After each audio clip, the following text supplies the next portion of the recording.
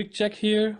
In order to test whether you understand or not, just pause the video here for 10 seconds and try to answer this, and then we're going to solve it together. So here, this problem may take a while to solve, but it is basically worthwhile your time to work it carefully. So here, one thing that you should remember is that we are interested in total cost of the job. So to answer this question, we will need all three elements of product cost. Here, job number WR53 at NW Fab Incorporation requires $200 of the direct material, 10 direct labor hours at 15 per hour. The estimated total overhead for the year was $760,000 and the estimated direct labor hours were 20,000. Since we are given only this direct labor hours, so we'll assume that this is the cost driver. So what would be recorded as the cost of job WR53? So we know that the direct material that is used on this job WR53 is 200. Direct labor is 150. So where this 150 came from? The worker spent 10 hours. It's per unit. The cost is 15, so that's why it is 150. And now what is manufacturing overhead? That we will calculate here. That our POHR is estimated 760,000 divided by 20,000. Answer is, so answer would be 38. So that is the cost POHR. So how many hours are used on this job? 10. So we say that 10 multiplied by 38, answer would be 380. So let's sum this one. We have 200 plus 150 plus 380 manufacturing overhead. Answer is 730. If your answer that you calculated by yourself is 730, then you are in a very good shape. Okay, let's move forward. I have also pasted exercise 313 page 124, and that is applying overhead computing the unit product cost as well. So here I'm going to give you 5 minutes to read the question by yourself and try to solve it by yourself.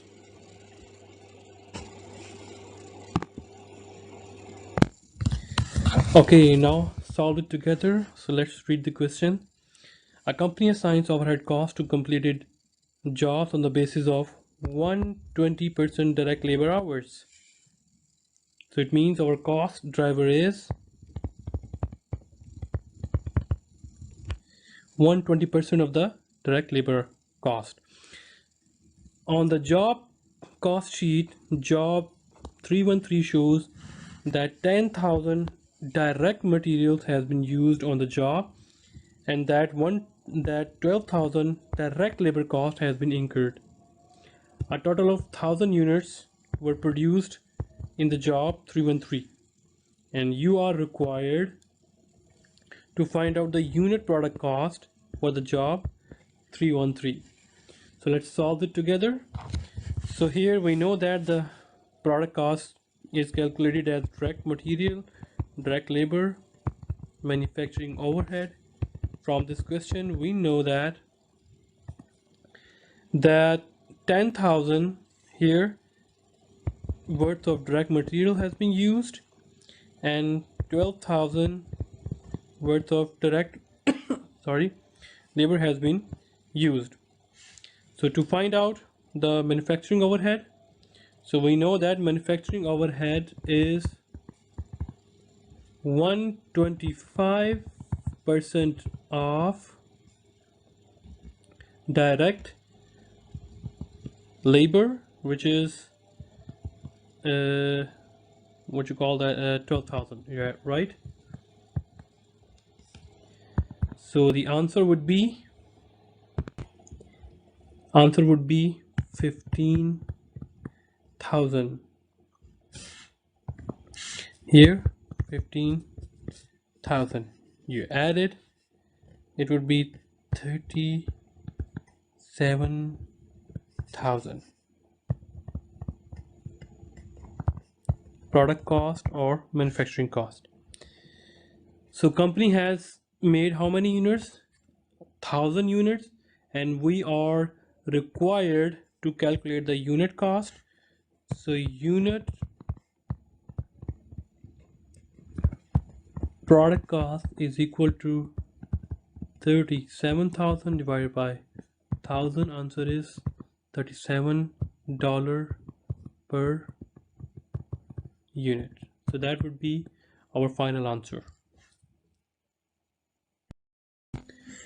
Okay, now let's move towards our learning objective 4, which is understand the flow of cost in in job order costing system and prepare appropriate journal entries to record the cost. So here for this learning objective, you are not required or to understand fully the journal entries here at this level. So we're just going to go through that. If you understand it, that is perfect. Well done. Excellent. If you do not understand properly, then just try to focus on maintaining the understanding of how basically the costs flow into the different statements or accounts like that. So let's move next to our job order costing document flow summary. So here the entire accounting process begins with a sales order is received from the customers. As soon as the order is received, a production order initiate work on a job.